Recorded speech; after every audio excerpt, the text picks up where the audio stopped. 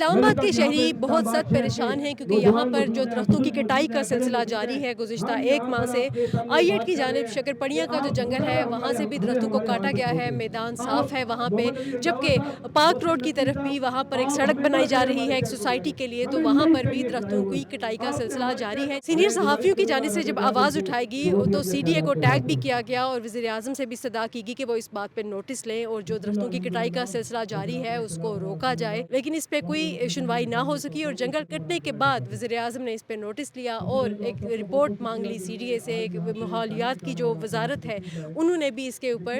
ایک میٹنگ کی، اجلاس کیا جس میں جو چیئرمین سی ڈی اے ہیں ان کو بلایا گیا، ان سے اس کے اوپر مکمل بریفنگ بھی لی اور ان سے رپورٹ مانگی۔ اسلام آباد کے شہریوں نے مظاہرے کا ایک انعقاد کیا ہے جہاں پر وہ اپنے خیالات کا یہ اظہار کر رہے ہیں کہ اسلام آباد جو گزشتہ 20 سال پہلے جیسے ہوتا تھا ویسا نہیں رہا۔ اسلام آباد میں درختوں کی کٹائی کی وجہ سے یہاں پر جو درجہ حرارت ہے وہ بڑھتا جا رہا ہے، گرمیاں شدید تر ہو گئی ہیں اور سردیوں میں ٹمپریچر اتنا ٹھنڈا نہیں ہے جتنا آج سے کئی سال پہلے ہوتا تھا، اور اگر ماحول کو بچانا ہے، اسلام آباد کو بچانا ہے تو اسلام آباد کی جو گرین بیلٹس ہیں یا اسلام آباد کے جو پرانے درخت لگے ہوئے ہیں ان کو بچانا ہوگا۔